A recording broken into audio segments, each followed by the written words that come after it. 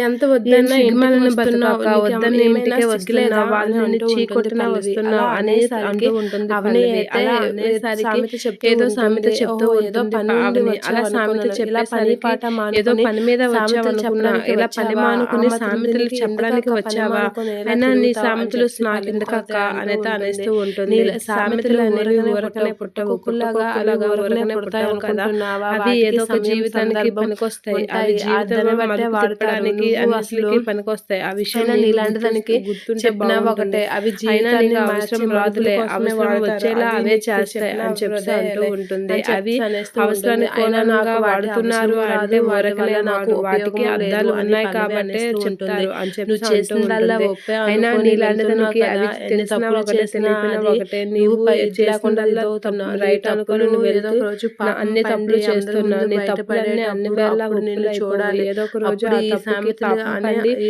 అలాంటి సామెతలు బయటపడే నువ్వు రోజులు వస్తాయి. ఎక్కిరించావో అప్పుడు నీ అవే నీకు పరిస్థితి ఏంటో గుణపాఠం చూసుకో చెప్తాయి అనేది అని అంటూ అయితే ఉంటుంది. అంటూ నాకు ఉంటుంది. అలాంటి ఆ అవసరం మాటలకి రాదులే అక్క, పల్లవి అయితే నాకు నువ్వు గుణపాఠం ఎక్కువగా చెప్పడానికి తపన నువ్వు పడకు నా ఉన్నావు కదక్క. గురించి అనేది ఎప్పుడు అనేస్తూ గుణపాఠం ఉంటుంది. అయినా చెప్తాననే చూస్తున్నావు నువ్వెందుకక్క కానీ ఎంత ఎప్పుడు ఫెయిల్ అవుతూనే కష్టపడుతున్నావు, నాకు ఉన్నావు. ఇది నాకు అదే చెప్పాలని, నీ అది మీద చెప్పాలని, ఇది జాలేస్తుంది. చెప్పాలని నా మీద అని అనుకుంటూ నెగ్గాలి ఉంటుంది. ఆ అనుకుంటున్నావు కానీ మాటలకి నెగ్గలేకపోతున్నావు. నువ్వు నేను ఏదో వేసే అలాగే ప్లాన్‌లో గాల్లోన ప్రతిసారి పక్షిలా ఎగురుతూ నాకు ఉండు బుద్ధి పల్లవి. చెప్పాలని ఏదో ఒక రోజు చూస్తున్నావు. నేను నువ్వే చేసిన పనికి నీ రెక్కలు ఇదైపోతున్నావు అని ఇరిగిపోయి చెప్పి అంటూ ఉంటుంది. నిస్సహాయితగా నా ముందే నిజమే పల్లవి, నిల్చుంటా. నీకు అది నేను బుద్ధి వస్తుంది ఖచ్చితంగా నిన్ను అనుకోవడం నాది చూస్తాను అని తప్పు. చెప్పి అంటూ అసలు ఉంటుంది. ఆ నువ్వు మాటలకి పక్షిలాగా అవని రెక్కలొచ్చిన పల్లవి అయితే పక్షిలాగా అవనికి అలా తప్పులు చూస్తూ చేసుకుంటూ పైకి ఉంటుంది. ఎగురుతూనే నేను ఉన్నావు. ఏం కానీ ఏదో చేస్తానో ఒక నీకు రోజు త్వరలోనే ఆ తెలుస్తుంది తప్పులకి కదా. పాపం ఆ పండి తర్వాత నేల నువ్వు కూలే రోజు దగ్గరలోనే ఉంది. కొంచెం టైం వస్తది. అది నేనేం చేస్తానో చూడు. అప్పుడు నువ్వు రెక్కలిరిగిన పక్షిలా నా ముందే నిల్చుంటావు అని చెప్పేసి అంటూ ఉంటుంది. ఆ మాటలకి ఆ పల్లవి అయితే చాలా కాన్ఫిడెంట్‌గా ఎటకారంగా నవ్వుకుంటూ అవని కాసైతే చూస్తూ ఉంటుంది. నువ్వు నన్నేం చేయలేవక్క అనైతే అంటూ ఉంటుంది.